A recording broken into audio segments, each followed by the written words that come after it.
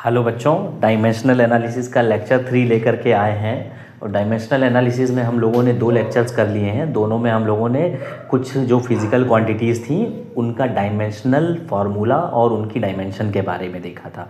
आज हम लोग देखेंगे कि कुछ ऐसे टर्म्स होते हैं, ऐसे फंक्शंस होते हैं जिन फंक्शंस में कोई भी डायमेंशन नहीं होती है। तो आगे से जब भी वो फंक्शंस आपके सामने आएंगे तो आप 100% उनको देख करके ही ये समझ जाओगे कि इसमें हमें यहाँ पे कोई भी डायमेंशन नहीं है या ये जो फंक्शंस हैं ये डायमेंशनलेस हैं। इसके अलावा हम लोग बात करेंगे कि जो डायमेंशंस हैं हमारे, डायमेंशंस का यूज़ क्यों होता है। जैसे डायमेंशन का यूज़ यूनिट को कन्वर्ट करने के लिए होता है, यूनिट कन्वर्जन में डायमेंशंस का यूज़ होता है। हमें किसी भी कोई इक्वेशन है, कोई फिज़िकल इक्वेशन है, उसमें कई सारे एक्स्ट्रा टर्म्स यूज़ होंगे। उन टर्म्स को चेक करने के लिए, उन टर्म्स की यूनिट को क्रॉस वेरीफाई करने के लिए, चेक करने के लिए उसका यूज़ हम करते हैं। और उसके अलावा एक तीसरा यूज़ होता है कि जब भी हम कोई फिज़िकल क्वांटिटी, अगर कोई फिज़िकल क्वांटिटी है, उस फिज़िकल क्वांटिटी का फार्मूला जब हम डेराइव करते हैं तो वो जो फार्मूला हम बच्चों डेराइव करते हैं उसमें भी हम डायमेंशनल जो अप्रोच है उसका यूज़ करते हैं। तो बेसिकली 3 तरह के बेसिक जो हो सिग्निफिकेंस है ये निकल करके आते हैं डायमेंशनल एनालिसिस के। तो देखते हैं हम लोग बारी बारी से। मैं हूँ आपका मेंटर, एजुकेटर, फिज़िक्स पढ़ाता हूँ मैं, शिवम यादव मेरा नाम है। ठीक है बच्चों, आइए डायमेंशनल एनालिसिस हमारा चैप्टर है। जैसे sine x, cos x, ten x,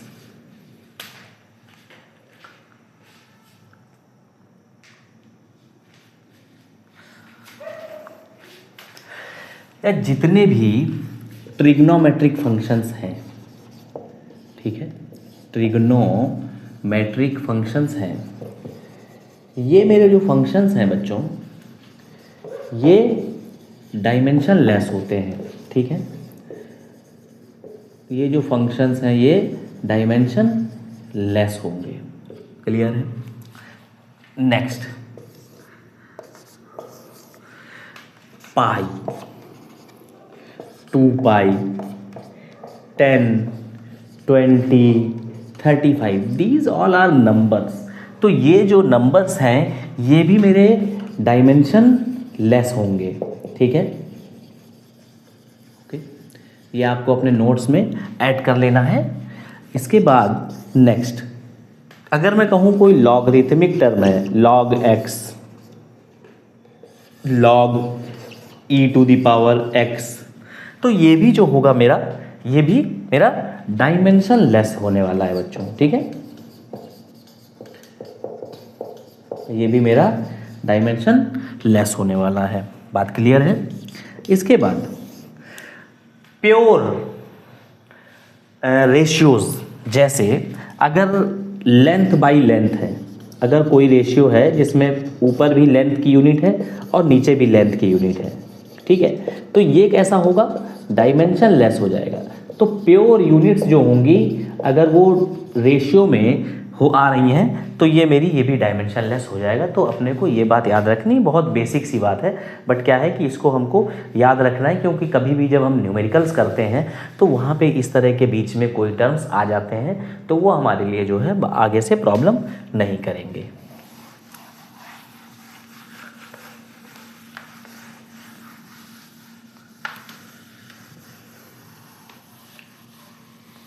इसके बाद जो मेरा यूनिट कन्वर्जन है वो डायमेंशंस के माध्यम से कैसे करते हैं, तो हेडिंग यहाँ डालते हैं हम यूनिट कन्वर्जन। ठीक है, यूनिट कन्वर्जन। तो यूनिट कन्वर्जन का क्या कॉन्सेप्ट है,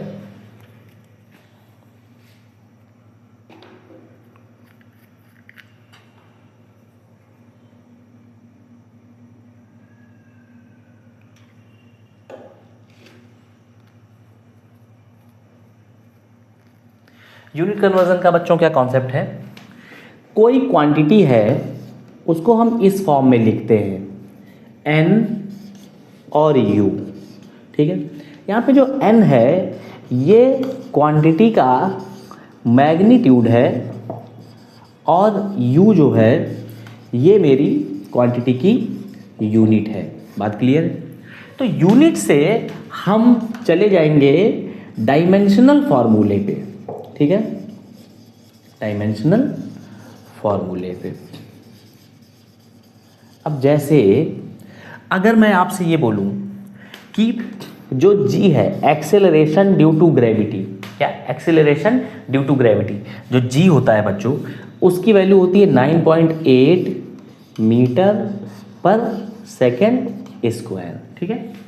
अभी मुझे क्या करना है, इस जी की जो वैल्यू है ये मीटर और सेकंड वाले सिस्टम में है, मतलब ये जो है मेरा एमकेएस के सिस्टम में है।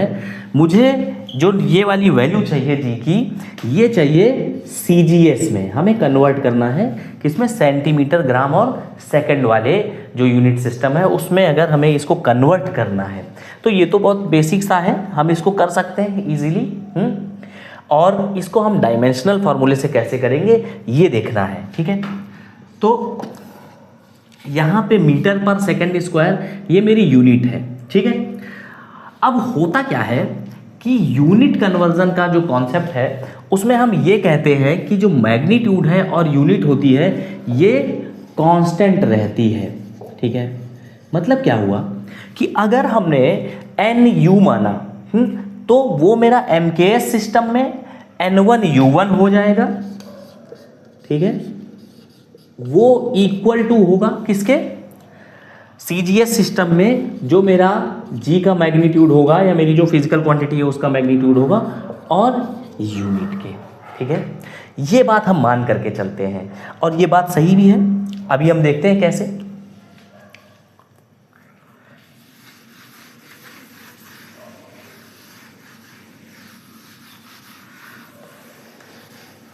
तो N1U1 is equal to N2U2, ठीक है। N1U1 is equal to N2U2। अब U जो है मेरी ये यूनिट है, इसको हम डायमेंशन जब इसकी लिखेंगे तो N1 M1 L1 और T1, ठीक है। अब मैं कह रहा हूं कि जो मेरी यूनिट है उसमें जो मास है, मास की डायमेंशन A है, लेंथ की डायमेंशन B है और टाइम की डायमेंशन C है। एक यूनिट सिस्टम है एमकेएस में, ये मेरा बराबर होगा किसके, दूसरे के। यहाँ पे जो मेरा यूनिट सिस्टम है वो मास के लिए M1 हमने लिया और यहाँ पे हमने लिया इसको M2 की power A, L2 to the power B and T2 to the power C। बात क्लियर है। सो अभी क्या है कि N1 N2, अब मुझे N2 निकालना है, तो N2 निकालने के लिए हम N2 is equal to N1 M1 upon M2 to the power A, L1 upon L2 to the power B and T1 upon T2 to the power C कर देंगे, ठीक है। अब देखिए ये मेरा एमकेएस में है तो मास मेरा किलोग्राम में होगा, यहाँ पे ये मेरा सीजीएस में है तो मास मेरा ग्राम में होगा। मतलब M2 मेरा ग्राम है और M1 मेरा किलोग्राम है। तो ये मुझे पता है कि 1 किलोग्राम में 1000 ग्राम होता है, ठीक है। तो कन्वर्ट करने के लिए मैं 1 किलोग्राम की जगह यहाँ 1000 ग्राम रख सकता हूँ अगर क्वेश्चन में आएगा। अब मुझे ये पता है कि जो लेंथ है मेरी यहाँ पे मीटर में होती है और यहाँ पे सेंटीमीटर में होगी। तो मुझे ये पता है कि 1 मीटर में कितना सेंटीमीटर होता है, तो मैं यहाँ पे 100 लिख सकता हूँ, ठीक है। टाइम दोनों ही केसेस में सेकंड रहता है तो सेकंड बाई सेकंड जो है वो कैंसिल आउट हो जाएगा। तो इस तरह से हम जो यूनिट कन्वर्जन है उसको फाइंड आउट कर सकते हैं। बात समझ रहे हैं। अब एक क्वेश्चन देख लेंगे यूनिट कन्वर्जन का, तो हमारा जो ये कॉन्सेप्ट है ये और क्लियर हो जाएगा।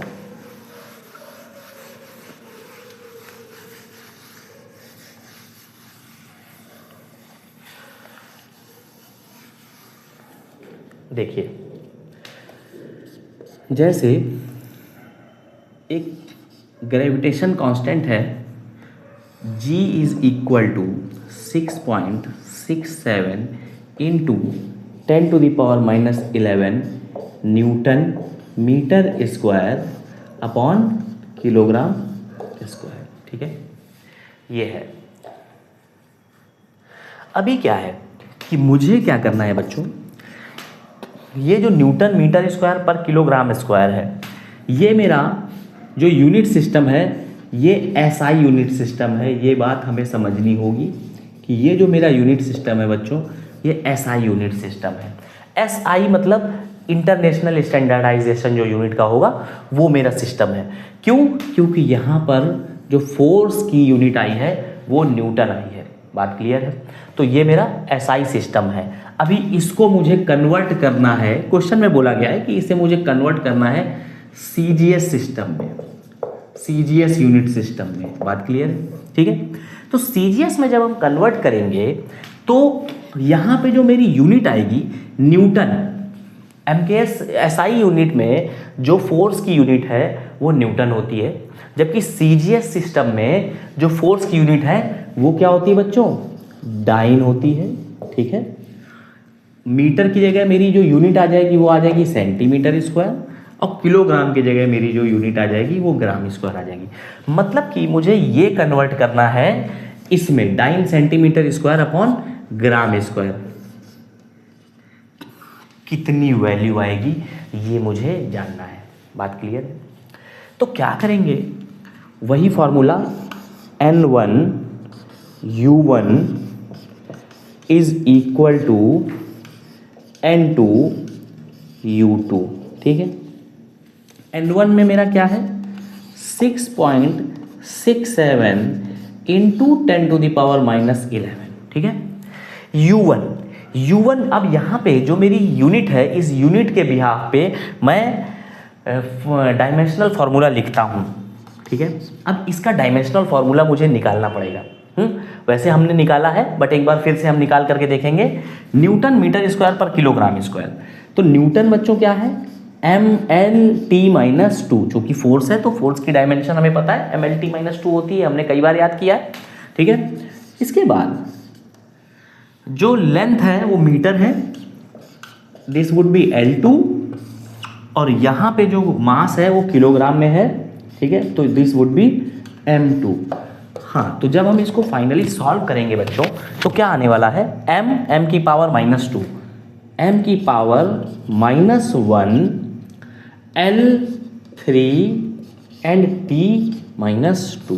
देखिए, ये तो एक क्वेश्चन है कन्वर्जन वाला, बट डायरेक्ट ये क्वेश्चन भी एक हमारा जो है एग्जाम्स में, कंपटीशन एग्जाम्स में और बोर्ड्स के एग्जाम्स में ये भी क्वेश्चन आ सकता है कि भाई हमको जी की आप जो है डायमेंशनल फार्मूला बता दो, डायमेंशन बता दो। तो मास में क्या कितनी डायमेंशन है बच्चों? -1, लेंथ में 3 और टाइम में -2। ठीक है, तो जब एमकेएस यूनिट का, ये एसआई यूनिट की बात आएगी तो ये मेरे हो जाएंगे M1 L1 और T1।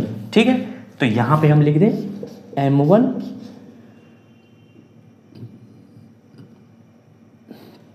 की पावर -1, L1 की पावर 3 एंड T1 की पावर -2। क्लियर है? Okay, is equal to N2 U2। U2 क्या है?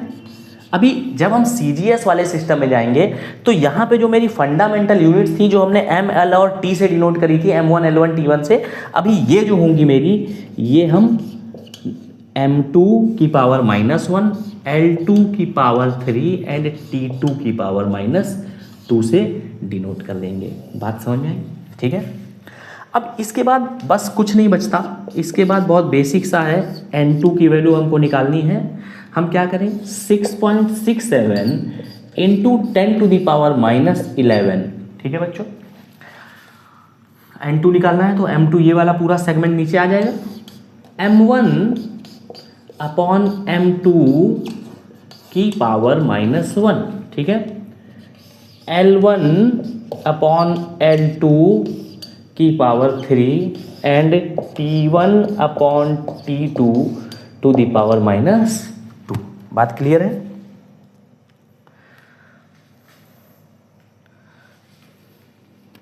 ठीक है, ओके फाइन, इसको रब करते हैं।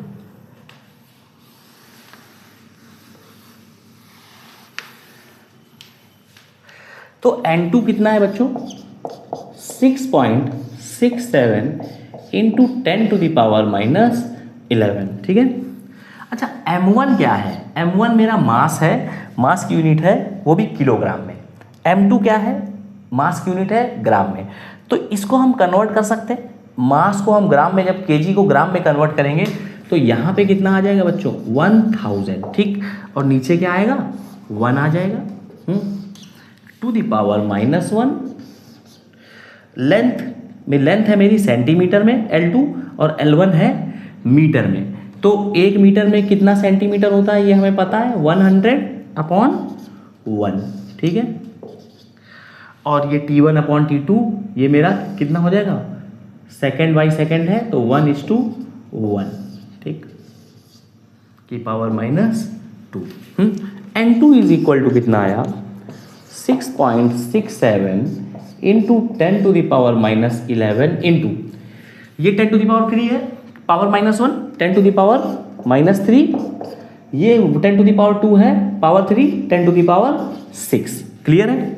कितना आ गया? N2 is equal to 6.67 into 10⁻³ plus 6 plus 3 10⁻8 dyne centimetre square upon gram square. Clear है? Dyne centimetre square upon gram square. एक बुक मैं देख रहा था, बुक का नाम नहीं लूँगा, उसमें यहाँ पे कैलकुलेशन मिस्टेक हुई है, ठीक है। तो आप लोग देख लेना, अगर वो बुक हो तो उसमें ये करेक्ट कर लेना आप, कैलकुलेशन मिस्टेक, ठीक है। कंफ्यूज नहीं होना है, बहुत ही कॉमन बुक है, मतलब बहुत सारे लोगों के पास रहती है, मैं भी वही पढ़ता हूँ, बट उसमें एक टाइपिंग मिस्टेक है बेसिकली, ठीक है। तो ये हो गया मेरा आंसर। इसी तरह से जब भी हमारे पास कोई क्वेश्चन आएगा तो हम वो वैल्यू निकाल लेंगे बच्चों, ठीक है। मैं आशा करता हूँ कि आपको जो ये वीडियो लेक्चर्स हैं ये समझ में आ रहे हैं। अगर आपको समझ में आते हैं तो आप रेगुलरली पढ़ते रहिए। Thank you.